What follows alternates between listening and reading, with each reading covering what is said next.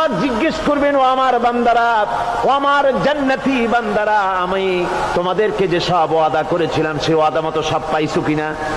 আমি ওয়াদা করেছিলাম আমার জন্য রাত জেগে যদি তাহাজ্জুদের নামাজ পড়ো, নামাজ রোজা হজ যাকাত যদি করো, আমার দিন কায়েমের জন্য যদি আন্দোলন করো, রক্ত যাও, আমার জন্য যদি কষ্ট করো, শহীদ হও, তাহলে আমি তোমাদেরকে জান্নাত দেব। যত ওয়াদা করছিলাম তা পেয়েছো কিনা? জান্নাতীরা বলবে ক্বালু নাআম, সব পেয়েছি, সব নেয়ামত পেয়েছি।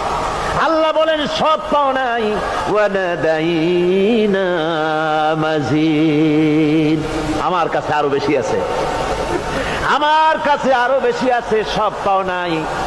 জান্নাতীরা বসে থাকবেন, বুঝতে পারবেন না এত নিয়ামত পেয়েছি, আল্লাহর কাছে আরো আছে। আল্লাহর নবী তখন মুখ খুলবেন, নবীজি বলবেন রব্বুল আলামিন, জান্নাতীরা বলতে সাহস পেতেছে না, সব পেয়েছি ঠিকই, কিন্তু যার জন্য গভীর রাতের আরামের ঘুমকে হারাম করে তাহাজ্জুদের নামাজ পড়েছে, যার জন্য স্ত্রী পুত্র পরিজনের মায়া পরিত্যাগ করে জিহাদের ময়দানে শহীদ হয়েছে, যার জন্য জেল খাটলো, জরিমানা দিল, যার জন্য নির্যাতিত হলো, সে আল্লাহ রব্বুল আলামিনকে তারা এখনো দেখে নাই। আল্লাহ রব্বুল আলামিন বলবেন, আমি আমার বান্দার সে আরজ পুরা, সে আরজি পুরা করব। আল্লাহ রব্বুল আলামিন তার সামনের থেকে সমস্ত নূরের পর্দাগুলি সরে যাবে, রব্বুল আলামিন তার বান্দার দিকে, বান্দার সামনে জালুয়া আফরোজ হবেন।